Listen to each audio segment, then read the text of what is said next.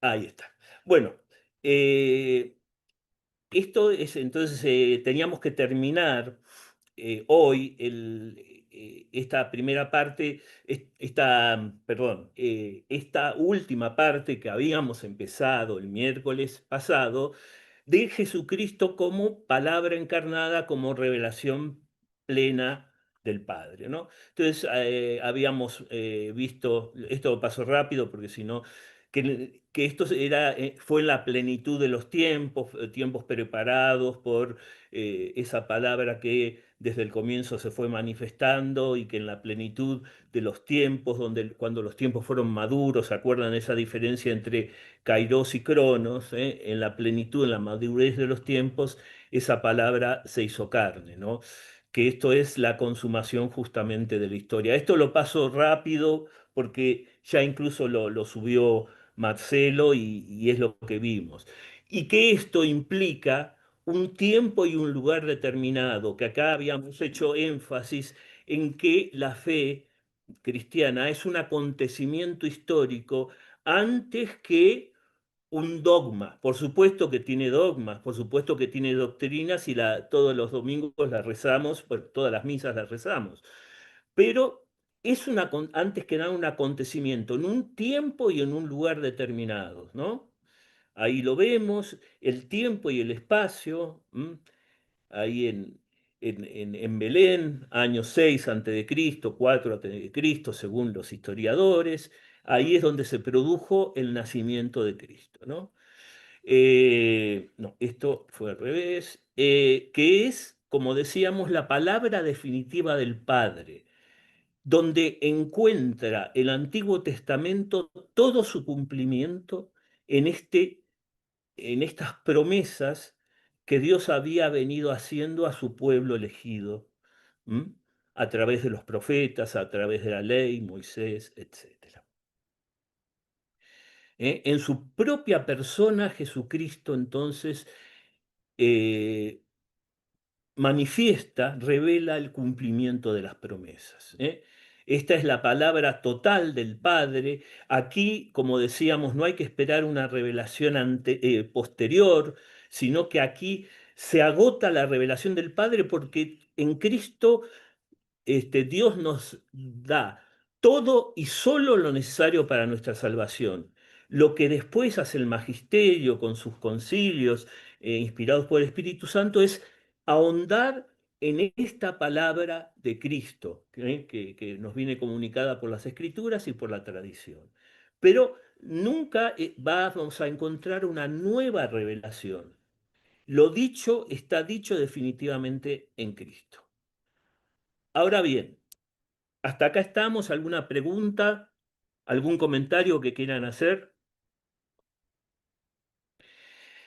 No tenemos que perder de vista que esta es una novedad escandalosa. Es decir,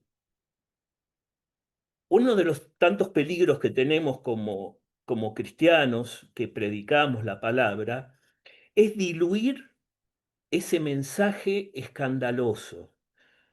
Eh, Hay que hacer ecumenismo, hay que escuchar, hay que estar con los que no creen, hay que tratar de entender y hablar en el mensaje de nuestra época, pero nunca tenemos que diluir el escándalo de Cristo, porque si no dejamos de predicar el Evangelio. ¿Y qué es ese escándalo? ¿Qué es esa paradoja que nunca tenemos que olvidar? Bueno, justamente que la raíz primera y escandalosa es que esta encarnación de Cristo es al mismo tiempo la revelación de la divinidad de Dios, es decir, es una palabra que se encarna, la palabra de Dios, el Hijo de Dios, que se encarna, es decir, que se abaja, que pisa, como aparece en esa imagen, el charco y se embarra con el barro de la historia, del ser humano, de la cultura.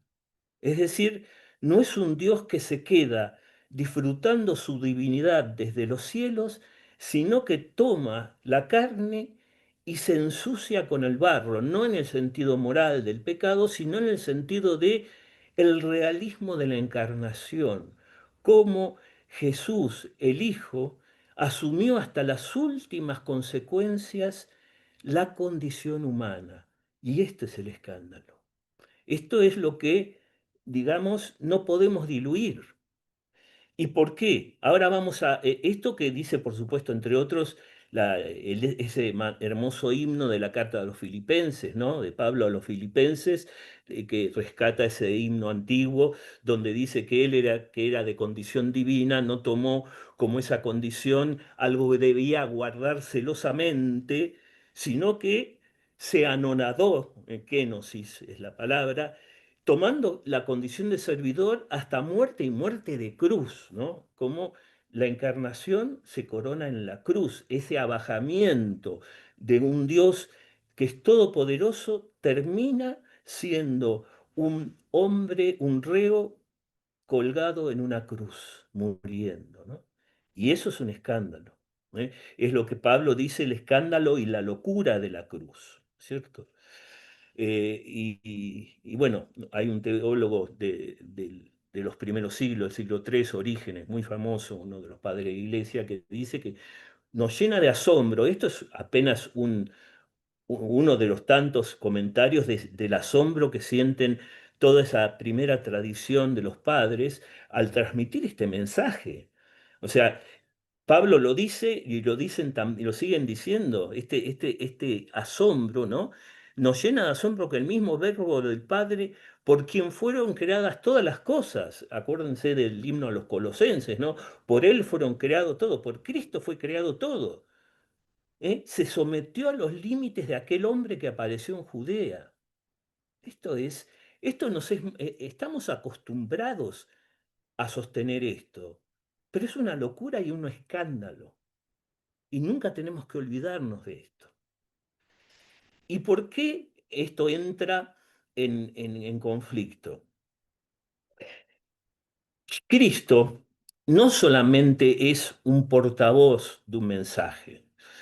Esto, ahora, no es solamente el portavoz, como puede ser el portavoz otros personajes religiosos, ¿no? Moisés, el portavoz de la ley, Mahoma, el portavoz de la voluntad de Alá a través del Corán y tantos otros, ¿no? Buda, una persona inspirada, son portavoces de una revelación divina o sagrada, si quieren. Cristo es el único que tuvo la desfachatez, y perdón que use este término para no diluir esta, este escándalo, que él mismo se proclamó como parte del mensaje. Ningún otro fundador de ninguna religión tuvo el atrevimiento de decir que él era parte del mensaje. Yo soy el camino, la verdad y la vida, nadie va al Padre si no es por mí. Esto es un escándalo. Y es un escándalo que choca, por ejemplo, y por eso no lo podemos diluir y en esto no podemos ser políticamente correctos, con, por ejemplo, el relativismo reinante, donde justamente todas las religiones son caminos válidos, son momentos válidos. eh, Esto no tiene nada que ver con el respeto, tiene que ver con el decir que cualquier religión nos puede llevar a Dios y que son todos caminos válidos, todos queridos por Dios, y que todos pueden alcanzar la salvación a través de diferentes caminos. Después vamos a aclarar algunas de estas cosas. Pero primero vayamos al escándalo, porque es más divertido así. El escándalo justamente del cristianismo consiste en que Cristo mismo dijo, yo soy el camino, la verdad y la vida, nadie va al Padre sino por mí.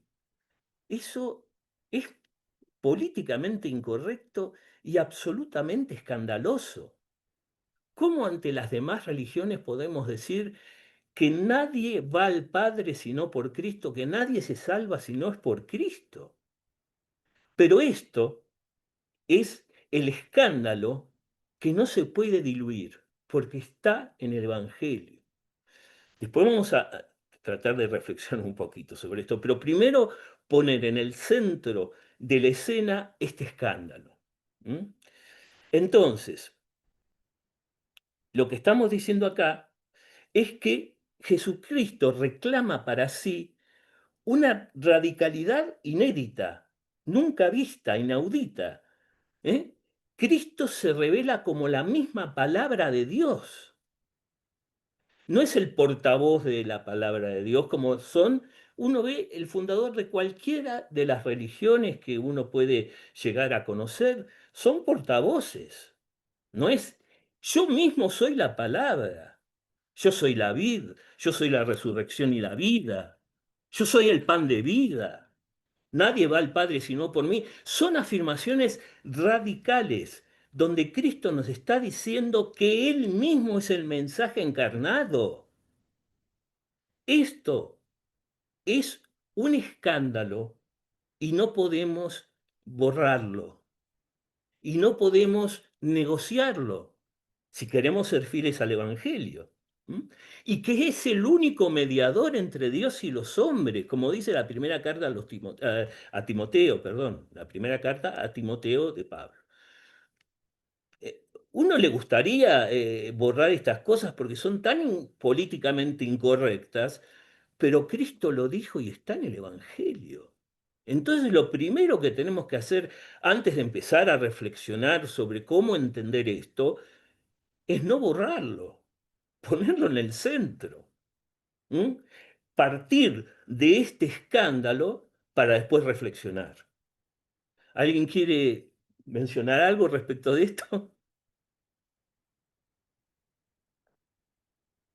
Estamos por lo menos de acuerdo de que esto es central, ¿no es cierto? ¿O no? Sí, yo no sé si es ahora el momento o después lo irás a aclarar cómo compatibilizar esto, ¿no? Esta verdad absoluta con todo lo que mencionabas antes, ¿no? Con el ecumenismo. No lo voy a Cómo, cómo- mencionar, así que si querés lo mencionamos brevemente. Ujú. Nosotros, el Vaticano II esto lo ha desarrollado muy bien y de una manera con una perspectiva muy ecuménica sin traicionar la verdad. ¿M? Está, por ejemplo, uno de los documentos fundamentales para reflexionar sobre esto es Lumen Gentium, ¿m? Que habla sobre constitución dogmática sobre la Iglesia. ¿Qué es lo que dice la Lumen Gentium? Hay un padre de iglesia, San Justino, que veía lo siguiente: no es que, y Dios nos salve de que esto sea así, imaginar a la iglesia como luz y lo demás como tiniebla. Eso corremos el riesgo de perder la salvación si nos creemos acaparadores de la verdad. Entonces, ¿cómo se entiende esto a la luz de lo que acabamos de mostrar que dijo Cristo? San Justino decía que hay semillas del verbo en todo el mundo. Ahí donde existe el bien y la verdad, está Cristo como latente. Es decir, hay elementos buenos y rescatables. Hay otro documento que se llama Nostra Aetate, que habla sobre las religiones no cristianas y que muestra que hay elementos de bien en todas las religiones y que a través de esos elementos hay como una semilla de Cristo y que pueden conducir a la verdad plena. No hay oscuridad y luz. Luz. Hay un mundo donde hay innumerables elementos que apuntan, que conducen a la plenitud de la verdad, ¿m? Que está en Jesucristo revelado a través de, de la palabra de los apóstoles, del magisterio de la Iglesia, tal como el Espíritu Santo quiso plasmar. ¿Qué pasa para abreviar, qué pasa con las personas que no han conocido a Cristo o que no le ha llegado el Evangelio o que eligen otro camino? Dice el Lumen Gentium, ¿no? Dice que toda persona de buena voluntad puede alcanzar la salvación siempre y cuando siga su recta conciencia que siempre es iluminada por Dios. Si no conoció de manera, o sea, no se trata acá de haber conocido verdaderamente a Cristo tal como es, y no una caricatura y haberlo rechazado. Eso es grave porque yo si conozco el amor y lo rechazo, me pongo a mí mismo en una situación de egoísmo, ¿no? Estamos hablando de gente que no ha conocido verdaderamente a Cristo. Esa gente puede alcanzar la salvación eterna siempre y cuando siga los rectos dictados de su conciencia que está iluminado por el Espíritu Santo. ¿Por qué? Porque en el momento que pueda llegar a conocer a Cristo, si es un hombre de recta conciencia, va a abrazar esa verdad. Además, ninguna persona, aunque no lo sepa, se salva sino a través de la cruz de Cristo, aunque no lo sepa. Cristo murió por todos y todos se salvan por Él, aunque yo no sepa que me estoy salvando por Él, aunque yo abrace otra religión y con buena voluntad siga mi recta conciencia, etcétera. Me salvo porque Él es el único mediador y Él es el que me va a proporcionar esa salvación. Él es por qué me va a proporcionar esa salvación, porque en el fondo yo estoy anhelando abrazar a Dios, a ese Dios trino, a mis hermanos, y todavía no se me ha manifestado plenamente, pero en el final, cuando se me manifieste, voy a estar preparado porque fui un hombre de recta conciencia a abrazar esa verdad. No me voy a quedar encerrado en mi egoísmo. Y por eso es que Dios me está dando esa posibilidad de salvación. Con dos aclaraciones muy importantes.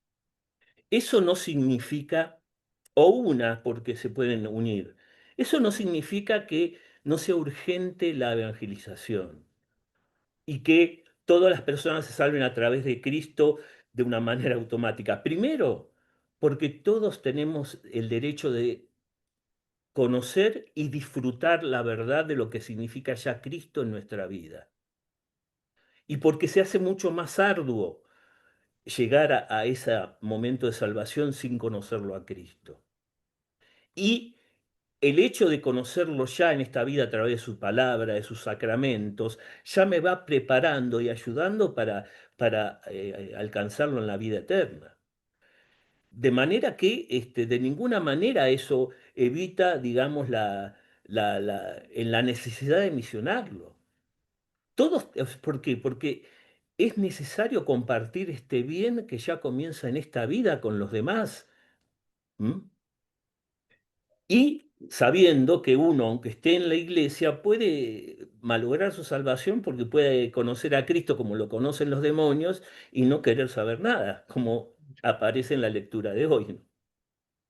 No sé si más o menos esto queda Sí, sí, claro sí, la sí, sí, sí, respuesta sí, sí, sí. del ecumenismo. A ver, Sí, sí, porque en realidad uno escucha muchos, como muchos mensajes y creo que nosotros en el camino que vamos tenemos que llevar el mensaje correcto y no simples opiniones o simples oídas, ¿no? Porque hay gente que es, como decís vos, ¿no? Totalmente radicalizado, es decir, la Iglesia Católica es la luz, el resto las tinieblas.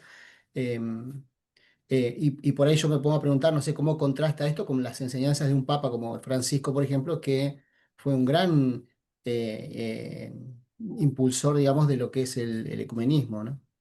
sí, Ujú. sí. Ya les digo, ese ecumenismo es una labor urgente. Y tenemos que además aceptar el desafío de hacer ecumenismo sin diluir este escándalo, ¿no?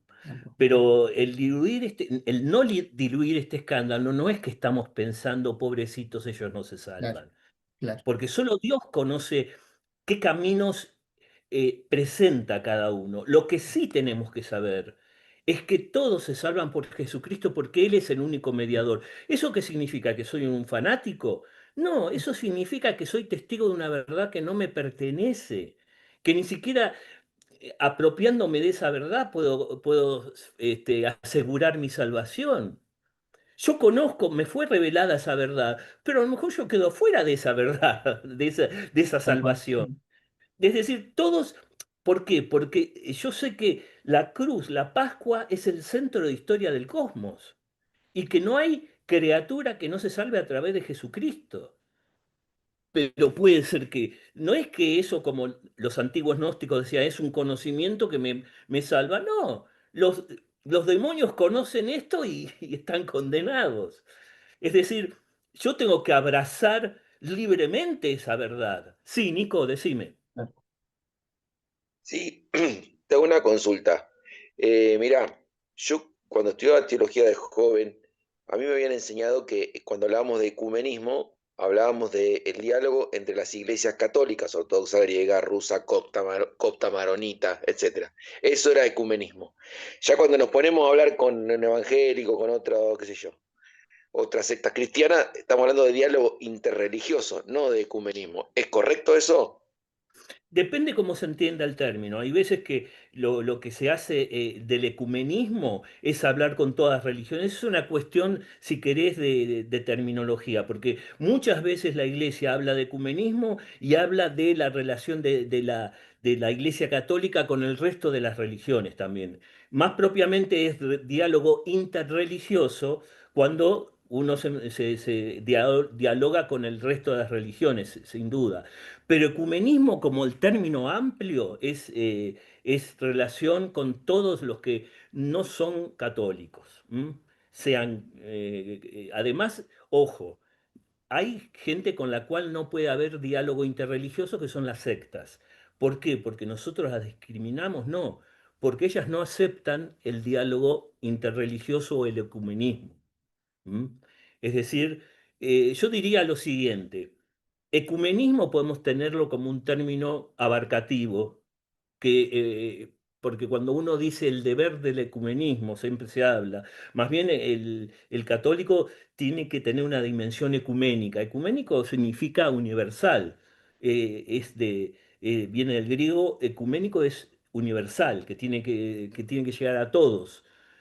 Ahí distinguimos el diálogo con cristianos no católicos y el diálogo interreligioso con el resto de las religiones. Y gente que se autoexcluye de ese diálogo porque no le interesa, que son las sectas, ¿no? Que creen que solamente ellas son las acaparadoras de la verdad y que ahí sí tienen ese concepto dualista que los demás están en oscuridad o con el demonio, ¿no? Entonces ahí no se puede tener. Yo diría eso, ¿no? Que si quieren, el término ecumenismo es un término que abraza todo diálogo con el que no es católico, ¿no? ¿Y el diálogo entre las iglesias católicas cómo sería? Entre las iglesias no, cristianas no católicas, quiere decir. No, no, entre las iglesias católica ortodoxa, rusa, griega, No, ahí no, no, no, copta ahí no hay maronita. ecumenismo. No, ahí hay comunión en la verdad con diferentes facetas de modos de expresarlo. Ahí ni siquiera podemos decir que es... esa es la riqueza propia de la iglesia que la iglesia no quiere perder. O sea, la riqueza de lo que es todo el mundo oriental de expresar la liturgia, la teología, el arte. Eso no hay ecumenismo, eso es enriquecimiento mutuo. No, no, eso no es ecumenismo. Ecumenismo tiene que ver con el diálogo con aquellos que no son católicos, pero las iglesias católicas no romanas tienen la misma comunión, forman una comunión con la iglesia de Roma. No, no, no hay ecumenismo, no hay ruptura ahí. Hay diversidad en una misma verdad, hay riqueza en una misma verdad, ahí no, no hay ecumenismo. No, no queremos ninguna unión, no queremos ninguna uniformidad, porque eso es una riqueza. Ahí sí hay una riqueza. Todos comulgamos con la, digamos, con el pastoreo del vicario de Cristo, todos comulgamos en una misma credo con las riquezas propias de cada una de las visiones, la rusa, la ortodoxa, la griega, la copta. ¿M? No sé si expliqué. Sí, sí. Lo que pasa que cuando hablamos de iglesias no cristianas, muchas veces estamos hablando de, bueno, eh, hablar juntos, por ejemplo, de lo que es la riqueza, por ejemplo, los protestantes que no aceptan la Eucaristía. Para ellos, según la denominación, la Eucaristía no es transformación real de Cristo, en las especies de pan y vino. Bueno, ahí hay una riqueza, nosotros creemos que hay una riqueza que se están perdiendo, ¿no? Que no es lo mismo que la iglesia rusa que tiene una manera diferente de celebrar la Eucaristía con sus propios modos, que tiene su propia riqueza y de ninguna manera tiene que desaparecer. Pero también es cuerpo y sangre y ellos comulgan bajo las dos especies. En un momento, en la misma consagración, van detrás de un biombo. Hay un montón de elementos que hacen la riqueza de su tradición, ¿no? No sé si respondí a eso. Sí, Claudio, Por mi creo parte, que sí. Sí, también a quien le tocó por ahí medio cabalgar en esto de diálogo interreligioso, fue Juan Pablo II cuando se empezó a hablar de la iglesia pancristiana. Entonces, ujú, hasta llegaron a pensar mucho y temían de que se estaba produciendo hasta una desviación de nuestra Iglesia Católica. Entonces, directamente el Papa Juan Pablo II, en esa época, recuerdo, agarró, marcó bien el norte de nuestra Iglesia Católica, tomó ese semejante mosaico de la Santa María Eclesia y lo puso ahí en una de las esquinas de la Plaza San Pedro, tac, la plantó ahí y quedó, y todas las emisiones después del ángulo que se hacían enfocando directamente primero la imagen de Santa María Eclesia, después, bueno, enfocaban la ventanita donde estaba el Papa. O sea, el Papa plantó bandera con eso, eliminando todo este tema de las iglesias pancristianas, del ecumenismo y del diálogo mm. interreligioso. Directamente plantó bandera marcando el norte perfecto de nuestra iglesia católica. Eso En el nomás. fondo, me parece que todo consiste de vuelta en no diluir el escándalo de la cruz, porque todo surge de eso. No se trata de ser puntillosos con los dogmas, no se trata de piensa diferente, entonces es feo. Se trata de aquello que nos legó Cristo, que es un escándalo y es una locura, y a partir de eso entender que ahí surge este Dios que se quedó con nosotros de una manera escandalosa, ahí surgen los sacramentos, ahí surge Pedro como vicario de Cristo, ahí surgen las verdades que sostiene la Iglesia Católica, pero siempre parte de este escándalo fundamental donde Cristo se presenta a sí mismo como camino, verdad y vida, y esta encarnación que Dios, siendo poderoso, se hace pequeño, se abaja y se hace un hombre débil entre hombres. Todo tiene que surgir de ese escándalo original, que es un escándalo que Dios mismo produjo. Todo lo demás tiene que surgir de esta intuición fundamental, no, de este acontecimiento fundamental. Si no estamos siendo infieles a el centro de nuestra fe y estamos derivando a un juego de mi dogma dice tal cosa y el tuyo. Hay un momento que dividió a la iglesia ortodoxa con la iglesia católica que se llamaba, para aquellos que conocen historia, alguien escuchó hablar del tema del filioque. En un momento se dividió la iglesia católica con la iglesia oriental, que después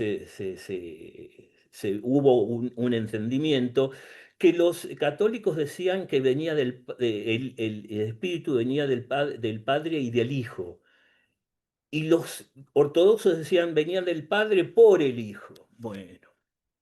Y por eso si ustedes ven los iconos orientales son iconos verticales, las estampitas católicas romanas son más triangulares. Es una cuestión teológica. Eso no hace a la verdad de la fe. Y por eso después hubo coincidencia en eso. Son maneras de expresar la misma verdad. Ahí sí se dan cuenta, no estamos ahí traicionando, sino son maneras de entender una realidad de expresar una realidad que en el fondo se nos escapa, ¿sí? Pero siempre tratando de conservar la originalidad escandalosa de la fe. Que es lo que no podemos decir, por ejemplo, todos los caminos son válidos. ¿Por qué no lo podemos decir? Porque Cristo nos dijo que nadie va al Padre si no es por Él. Si queremos ser cristianos, tenemos que respetar esas palabras. Son palabras muy fuertes.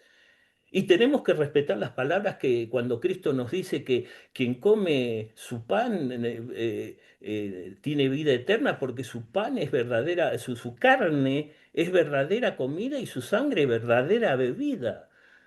Es escandaloso. Y se escandalizaron ya en el capítulo de Juan 6, cuando lo escucharon, se escandalizaron. Bueno, son escándalos que no se pueden borrar. Tenemos que ser consecuentes con esos escándalos, porque somos cristianos y está muy claro. De ahí podemos entender la sabiduría de Dios al decir eso, pero no tenemos que acostumbrarnos a eso, ¿no? Son palabras que el mundo, en el sentido juánico, en el sentido de los poderes que se quedan simplemente en lo que aparece, que rechazan a Dios, en ese sentido del mundo, ¿no? Nunca va a querer aceptar eso, nunca va a querer aceptar la cruz, nunca va a querer aceptar, no sé, la Eucaristía como verdadera sangre y verdadera carne, ¿no? Son cosas que no se pueden diluir, ¿no?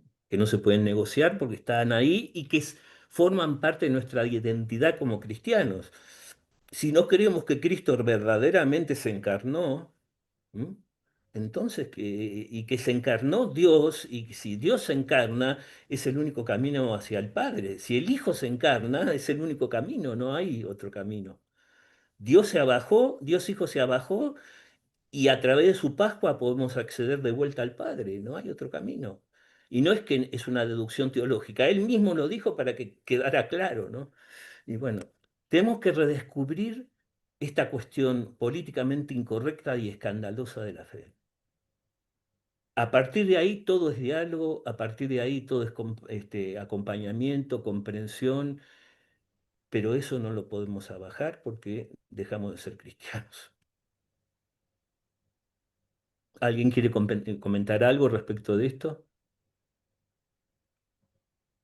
No, nada, Claudio, simplemente a lo largo de toda mi vida, digamos, que he escuchado esto, bueno, cursos, reuniones, de todo tipo en la iglesia, porque es la primera vez con vos que estamos escuchando la palabra escándalo, nada más. Eso, un escándalo es algo que realmente está, digamos, asociado a lo reprochable, ¿no es cierto? Una cosa escandalosa. Ese comentario nada más, cómo ha surgido esa palabra Pero está escándalo. está en la primera carta a los Corintios. Por eso, El sí, escándalo sí, y la locura de la cruz, lo dijo Pablo. sí, sí, sí. Está ahí en Él, la, él, sí, sí, él está la en la usó la segunda palabra. lectura, pero Me tomarlo como permite, o sea, escándalo, sí, me siento autorizado para usar esa palabra tan fuerte porque la usó el mismo Pablo. sí, sí, está, Cristo lo usó en otro sentido, ¿no? Hay de aquel que escandalice al más pequeño de estos chicos. Pablo lo usó en otro sentido, lo usó en exacto, diálogo y a en eso voy, sí, confrontación sí, con la cultura, con una cultura que en el Areópago no quisieron saber nada de hablar de escuchar de la resurrección ni nada por el estilo. Entonces está en diálogo y en confrontación con esa cultura que es la cultura griega. Y está diciendo, sí, señores, esto es un escándalo y por eso ustedes escaparon, como aparece en el libro de Hechos de los Apóstoles, ¿no? Otro día vamos a escuchar hablar de eso, ¿no? Y Pablo, que no tenía pelos en la lengua, toma esto, sí, es un escándalo, ¿eh? Y lo digo yo, es un escándalo. Entonces, no lo digo yo, lo dice Pablo, ¿no? Entonces yo tomo eso, porque a mí me impacta, y me desinstala de un cristianismo acostumbrado a repetir la fórmula así, de 2000 años, que parece que todo fuera muy digerible y muy de acuerdo a lo que todos esperan de piedad. No, tenemos que recuperar esas raíces revolucionarias y escandalosas, porque si no, diluimos esa esa novedad irrepetible de que Dios Hijo, en la plenitud de su comunión con Dios Padre, se abajó, se aventuró a la noche del hombre y del mundo, se encarnó, dependió de Santa María para que lo alimentara, le cambiara los pañales. Dios Hijo, que es plena amor y plena comunión con el Padre, se abaja hasta permite que María lo alimente, lo amamante, le cambie los pañales, crece en sabiduría, se entrega a los hombres, es crucificado, es muerto y resucita. Eso, ¿qué práctica piadosa puede hacerme olvidar que es una locura? La locura de Dios. La locura de Dios que no se queda Dios Hijo junto a Dios Padre en una eterna armonía de amor infinito en el Espíritu, sino que se adentra. ¿Por qué se adentra si nosotros no teníamos ningún mérito? Por puro amor, un amor que es una locura. Si nosotros tuviéramos una infinitésima parte de la comunión que gozaba el Padre y el Hijo, de ninguna manera saldríamos afuera a la oscuridad y a la tormenta. ¿A qué? Nos quedaríamos. Y sin embargo, Dios Hijo sale y sin mérito de aquel que tiene que ser rescatado, ¿no? Piensen a lo mejor en un enemigo, para hacer una pequeña analogía, un enemigo que está atrancado, no sé, con el auto, que está en peligro, que se cae, un enemigo, ¿eh? Y yo estoy tranquilo, disfrutando de una comunión perfecta, el fuego encendido, todo perfecto, y tengo que correr riesgo mi vida y entregar mi vida para salvar a ese enemigo. Bueno, eso es una pequeña analogía de lo que Dios Hijo hizo por nosotros. Si no pensamos que eso es una locura, nos estamos olvidando de lo esencial del cristianismo, ¿no? En fin. Todo esto valga para poner en el centro eso. No nos olvidemos de esa potencia. Sí, Asunción, adelante. No, solo tratando un poco de asimilar esto de la locura de que ya desde, como vos decís, desde el nacimiento de Jesús hasta su muerte y su resurrección, digamos que para incluso muchos de los maestros de la ley, digamos, fue desafiante también como Nicodemo, hoy que hablaban de la serie esta que está vigente ahora Y los elegidos, en Chosen. Netflix. Claro, también presenta eso un poco como sacude a Nicodemo, pero bueno, está en esto quizás quien decide asumir el seguimiento de Jesús, asumir seguir a esa lógica locura, por decirlo así.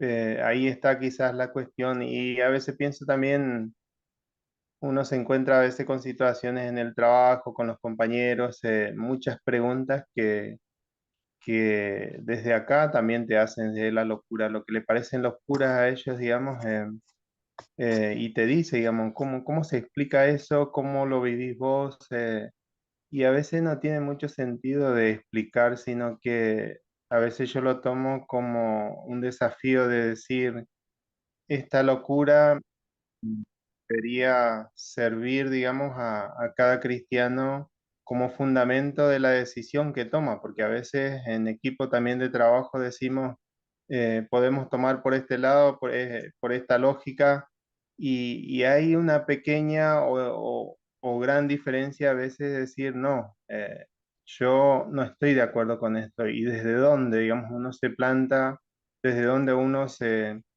posiciona también a veces de la locura, o sea, que te miran, pero uno tiene que estar convencido que que las decisiones son importantes y también desde dónde lo toma, digamos, quizás me quedo con eso, digamos, a veces Jesús también, sin nombrarlo, en la vida cotidiana a veces es mucho más fácil explicar, digamos, por qué yo elijo esta locura, digamos, a veces. Yo te diría, el que sea una locura no significa que uno no pueda encontrar razones que nos conmuevan, que nos conviertan, ¿no? Porque es la locura del amor que ama hasta el extremo, ¿no? En el fondo, la locura deriva de eso. O sea, no es una locura de un loco que está alienado, que no sabe lo que está haciendo.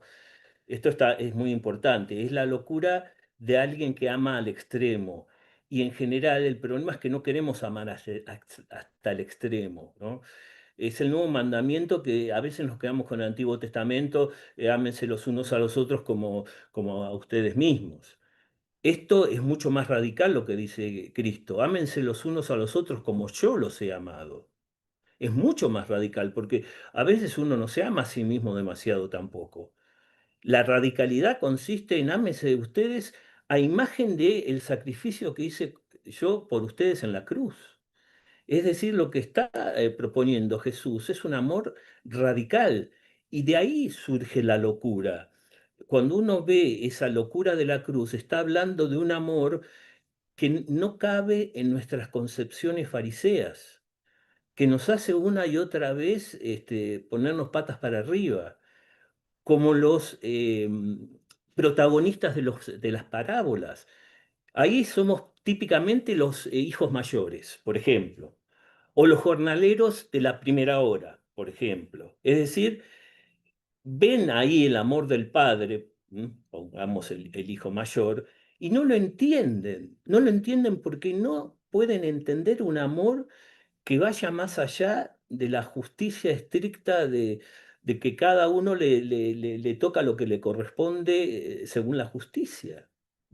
Bueno, no, Dios nos ama más que eso. Y el hijo mayor no lo entiende y los jornaleros de la primera hora no lo entienden, no les da el cálculo. Entonces, cuando hablamos de locura, estamos hablando de eso, ¿no? No estamos hablando de una locura de un Dios que está neurótico y hace cosas al azar. No, estamos hablando de una locura de un Dios que ama de tal manera que no nos caben los cálculos, que nos hace desconcertarnos como se desconciertan los jornaleros de la primera hora y cómo se desconcierta el hijo mayor. Ese es el desconcierto que nos produce la locura del amor de Dios. Para tener en cuenta que de la locura que estamos hablando está fundamentada en un amor que no cabe en nuestros cálculos. De eso estamos hablando y por eso el mundo no quiere escuchar un amor hasta tal punto, porque todos somos cómodos, queremos amar en tanto y en cuanto o sea, no tengamos que sacrificar demasiado, ¿no? Un amor que más bien nos satisfaga, nos complemente, pero cuando se habla de sacrificio, bueno, ahí vamos a negociar, ¿no? Yo creo que de ahí surge un poco todo, ¿no? Esa locura, ese escándalo. Claudio, Sí, a ver, eh, nosotros como diáconos muchas veces nos van a hacer y nos van a preguntar cosas como le preguntaban a Jesús, ¿no? Eh, no necesariamente ser diáconos tenemos que ser santos, tenemos que ser nosotros y convencer con el ejemplo, no solamente porque lo dice el Concilio Vaticano no sé cuánto o el libro no sé cuánto. Nosotros nos tienen que ver como que luchamos a pesar de nuestros pecados y nuestras bajezas, luchamos para seguir a ese Jesús tremendo, como decís vos, locura de amor, pero no tenemos que ser nosotros ese. Es decir, nosotros lo seguimos, nosotros somos este, nos vamos curando de a poco, ¿no? En la iglesia, ¿no? Como un gran hospital, donde están los abollados, como digo yo, en un taller de chapa y pintura, donde están los abollados, los chocados, Claro. y de a poco. Entonces, solamente van a creer en nosotros, en un diácono y en y un sacerdote, solo con lo que podemos dar de ejemplo. Y para dar de ejemplo tenemos que ser, nos tenemos que equivocar también a veces y no ser perfectos. Es decir, yo no me puedo aprender todo el derecho canónico y contestarle, ¿ustedes pueden usar cuellito? Sí, podemos usar cuellito porque el derecho canónico 2532 dice que podemos. No hace falta, ¿entendés? Digo el cuellito como digo cualquier cosa, ¿no? Es decir, ejemplo, normales, no súper acomodados y cuidados de tener, de movernos porque quizás nos vamos del libro. Es decir, Yo lo creo vamos que a ahí ganar de a poco. Pablo lo dijo, me parece muy bien, ¿no? Somos vasijas de barro. Claro, Que portamos el mensaje, pero somos vasijas de barro. Pero entonces que se fijen en el mensaje, no en las vasijas de barro o mejor, que aún siendo vasijas de barro podemos llevar el mensaje, ¿no? Que en todo exactamente, caso el ejemplo es ese. Aunque exactamente. somos vasijas de barro, podemos llevar el mensaje y podemos, en la medida que Dios quiere, dejar traslucir el mensaje, ¿no? No somos perfectos ni sabemos No, no. todo, Somos somos vasijas de barro seguidores. como cualquier Somos de otro. seguidores o vasija de barro, seguidores de Jesús. Claro, Y ya con eso es claro. un montón, ¿eh? Hay una Sí, responsabilidad tremenda. pero lógico, pero el tema es que nosotros no somos de teflón o somos de hierro o somos, qué sé yo, de modelos Tampoco de podemos estar en el concretar, altar somos, así como, no podemos estar en el altar como figuras de yeso ahí, y nos movernos ahí, que ahora va manito juntas, no, abrimos las manos, no, estamos ahí. No, eso no existe para un diácono. Sí, tiene que saberlo, pero después yo ser creo que uno mismo. Y hay la que gente mostrarse va a como... admirar eso, va a entender eso, ¿no? mm, Es raro lo somos que tan... digo, pero No, es lo que que... les digo a los muchachos es para también pelean entre lo que uno piensa y viene este tipo y me dice esto. ¿Qué me está diciendo? ¿Está loco? No importa. O Claudio que me dice que es un escándalo. Está perfecto. No, no cabe. Busqué las palabras, ¿viste? Busqué qué quiere decir escándalo. La única más fácil es asombro. ¿Eh? Asombro, algo que no se puede entender. ¿No? Después, bueno, son cosas feas. Escándalo viene, hay un término que es la piedra en la que uno tropieza. La palabra original, escándalo, y significa la piedra que es motivo de tropiezo. Es decir, Exactamente. es aquella piedrita que, no, que me hace tropezar y que me hace no, que no me caigan todas las piezas de rompecabezas en el lugar. Me desestructura, me descoloca. Eso es el escándalo. Es el motivo de tropiezo, el motivo de desconcierto, justamente como vos decís, ¿no? Entonces, sí, hay que mantener eso, ¿no?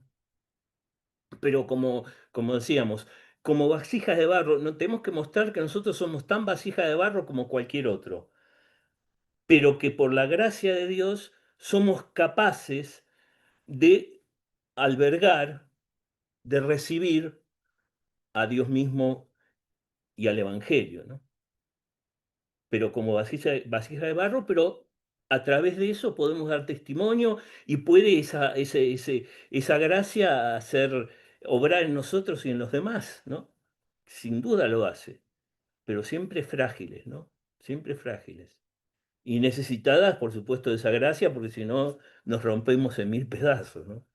Yo le mandé a los muchachos, que seguramente lo vieron más o menos, la idea era que lo viéramos juntos para charlarlo.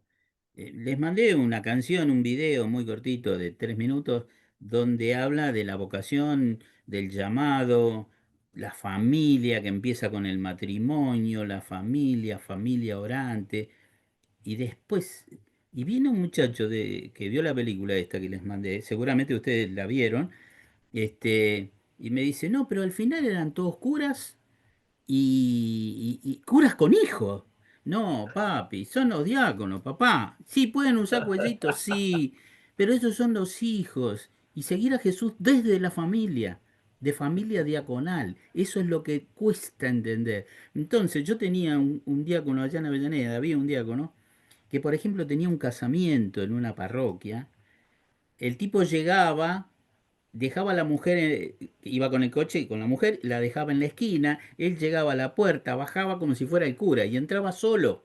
Y después entraba la señora. No, no va eso, no es así. Es diácono, es casado, tiene familia. No tiene O que si es ocultarlo como si célibe, fuera, listo, ¿no? claro, como si fuera una doble vida. Tenía una doble vida, no la mostraba a la mujer, pero se quería ser el diácono, el cura, sí. Bueno, son cosas para charlarlo. Esto es Sí, nota de no, color, es lo que totalmente. estoy diciendo, ¿no? Ahí Nico levantó la mano a ver qué es lo que quiere aportar. No, de lo que está diciendo Carlos, siempre hablo con los sacerdotes, con el obispo mismo también, ¿no? Que es nuestra misión también, los diáconos es muy nuevo en la iglesia, también educar con amor el tema del diaconado permanente, que no se conoce todavía.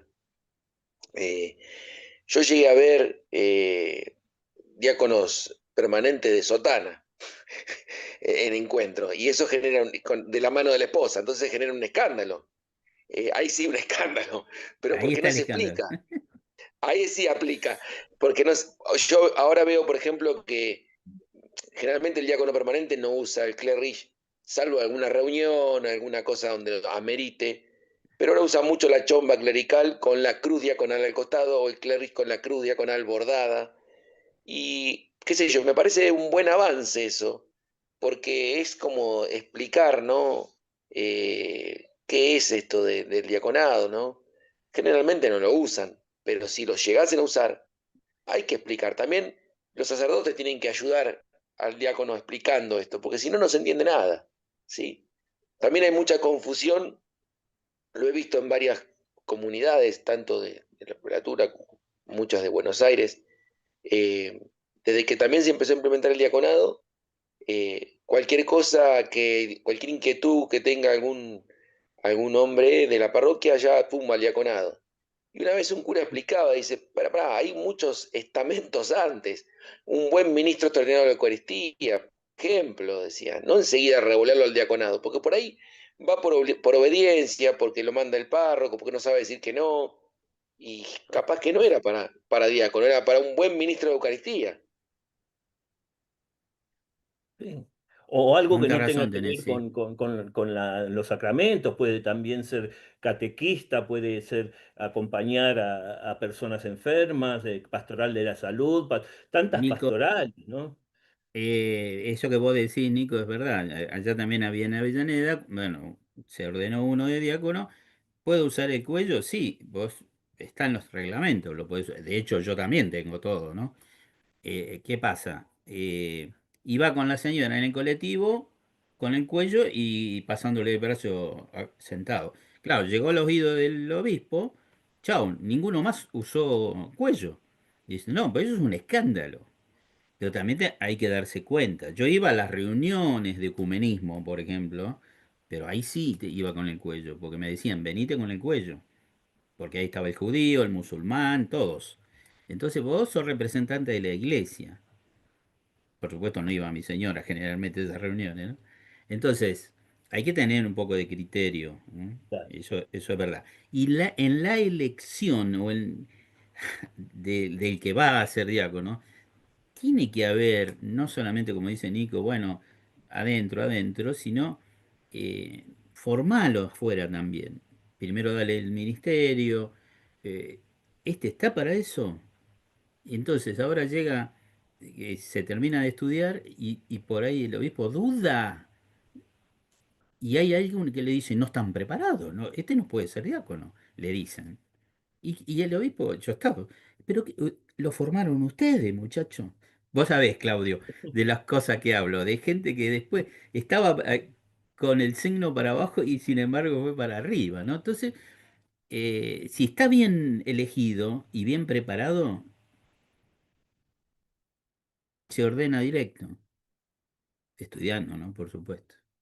Pero bueno, todo hace, todo hace. Lo interesante que veo en los muchachos de Esquel, y también en los nuestros, de acá de Asunción, el que no lo estoy viendo seguido a Marcelo, es que tienen mucho criterio, están como, caminaron, hicieron kilómetros en esto del diaconado. Y eso es bueno. Tendrán dudas, tendremos dudas, todos, yo también. Y entonces vos decís, bueno, caminamos, vamos haciendo camino. Pero lo importante es sacarnos las dudas, ¿no? Y cómo obrar con naturalidad, calculo yo, ¿no? No somos santos. Bueno, gracias. Ahí. Seguí con tu clase. Ah, te Mm. quería preguntar una cosa, Claudio. Esto que vos estás pasando, PowerPoint, ¿no? ¿Los otros lo podemos llegar a tener o no? ¿O lo que está grabado nada más? No, no, se los puedo mandar, porque es más, por ejemplo, el de hoy, y yo celebro que sea así, no lo voy a poder pasar entero, y repito, me parece bárbaro que haya sido esto en lugar de PowerPoint, porque para mí esto también es el encuentro y también esto tiene el sentido, da el sentido a nuestras clases, digamos, ¿no? Así que sí, No, se porque los esto mando. también nosotros lo tenemos que transmitir en algún momento, en algún momento. Yo doy clase de catequesis, pero siempre sirve. Mirá, esto es así. Esto, mirá, pum, le pasás a alguien que lo tenés en catequesis o en el diaconado y se lo pasás, ¿no? Y decís, ah, mirá cómo era. 4 frases, puedo entenderlo, ¿no? En formato PowerPoint te sirve entonces. Sí, Bueno, sí, sí, lo tengo pongo. miles, tengo otros, pero no importa, todo sirve, todo hace. Sí, Y sí, creo que a sí, los lo muchachos pongo. cada tanto los sacás y dicen, uy, mira cuando vimos esto, ¿no? Sí. No Y tengo bueno. ningún problema, lo voy a poner en común, lo subo al No, yo sé grupo. que es por ahí material tuyo de dar la clase. No, sí. Es más, no pude compartirlo, así que después lo subo, así si le pueden sacar algún provecho, que lo hagan. Ah, es muy valioso eso. Tener eso es No, muy por favor. valioso. No, por favor. Bueno, así que este, nos falta muy poquito, así que vamos a redondear. Este, este escándalo de esta palabra que se encarna, que creo que esto fue lo más jugoso de detenernos en este tema, me pareció fundamental, se manifiesta también en la manera de actuar de Jesús, ¿no? En estos obras y milagros, es decir, la Dei Verbum, el documento Dei Verbum del Concilio Vaticano II, dice que Jesús se revela con hechos y palabras. Es una frase muy rica, o sea, no es solamente la palabra vacía, como decíamos, una palabra, no vimos el tema de sabiduría, pero no es una palabra vacía, sino una palabra cargada de sentido. Y esa palabra cargada de sentido, Jesús no se limitó a predicar como si fuera un sermón dominical, sino que lo acompaña con gestos poderosos, porque el gesto explica, mejor dicho, la palabra explica el gesto, hace que el gesto no sea algo incomprensible, explica qué sentido tiene el gesto concreto que hice, pero al mismo tiempo el gesto hace creíble, hace veraz a la palabra. No es una palabra que se queda en promesas y nada más, sino que cumple aquello que anuncia. Y esto se ve muy claramente, por ejemplo, y lo salto, después les paso el PowerPoint, se ve claramente, por ejemplo, Juan muestra cómo llama a los milagros, los llama signos. Entonces, está la primera parte que es el libro de los signos en Juan, y es muy claro el juego entre gesto y palabra ahí. Por ejemplo, al multiplicar los panes en Juan 6, él mismo se muestra como pan de vida. Es decir, el discurso, yo soy el pan de vida, ya lo había puesto en acto, multiplicando y dando de comer a la multitud. ¿Ven? No es simplemente la palabra, acompaña con el gesto de dar a comer. Yo soy el verdadero pan de vida, yo soy, mi carne es verdadera comida y acababa de dar a comer a la multitud. Al devolver la vista al ciego, se revela como luz del mundo. ¿Mm? Devuelvo la vista al ciego, pero no es simplemente una obra de beneficencia que hago como una especie de doctor. Yo devuelvo a la vista al ciego porque soy la luz del mundo. Acompaña el gesto con la palabra esclarecedora. Y al resucitar a Lázaro está en medio del discurso de que Él es el camino, la verdad y la vida. Siempre aparece esa especie de diálogo entre lo que es Jesús en cuanto a lo que predica y lo que es en cuanto a lo que hace. Esos signos de que el reino está presente, el reino de salvación, el reino de curación, ¿no? Eh, y con esto redondeo porque no tiene sentido. Me gusta esto, saber que también es una palabra cargada de autoridad y se dan cuenta los contemporáneos de esto. Es decir, en la sinagoga, por ejemplo, dice, todos se admiraban de la autoridad de Jesús. En otra parte dice, la multitud estaba asombrada porque les enseñaba como quien tiene autoridad y no como los escribas. Es decir, su palabra es diferente a las palabras que escucharon de sus padres. ¿Habrá acá acaso algo del escándalo?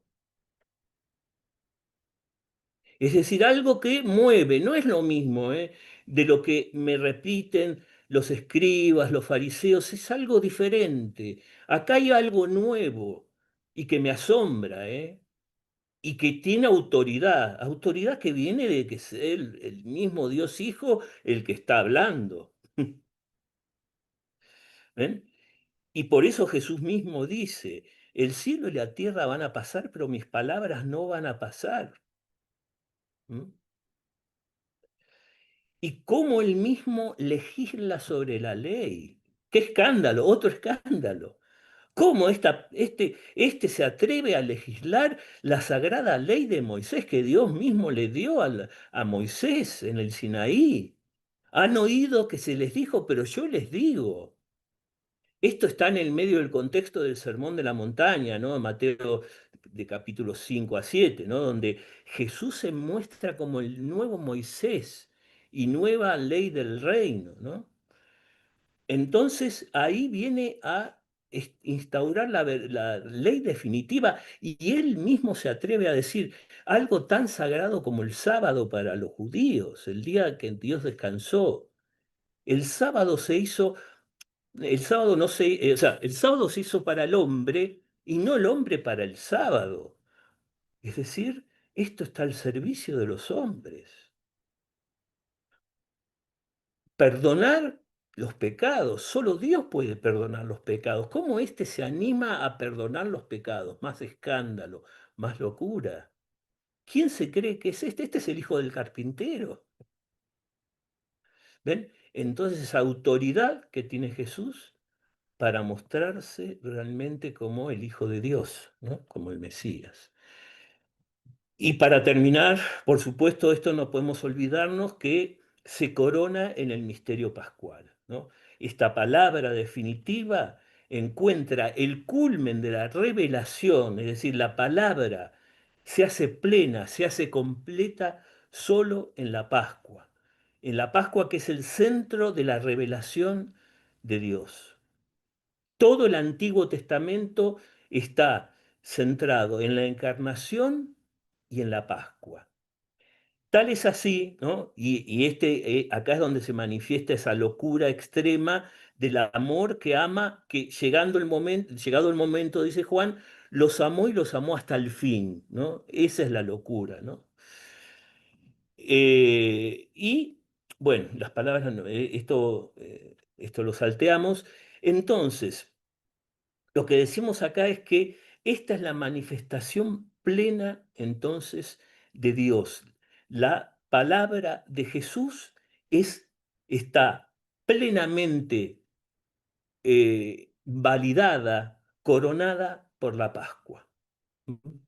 A través de la Pascua, recién ahí, cuando se les aparece Jesús resucitado, los discípulos se dan cuenta del sentido de las palabras que ellos durante la vida de Jesús habían guardado fielmente, anotado y guardado, pero no las habían entendido.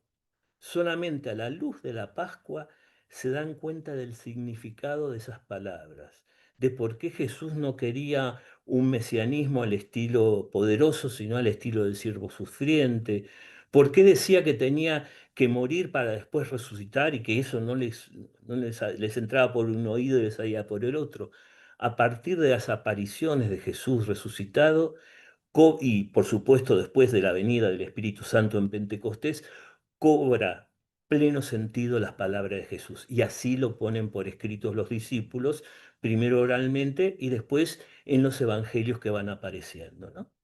Las cartas de Pablo, los evangelios, etcétera, las diferentes etapas de la composición del Nuevo Testamento. Yo dejaría esto acá,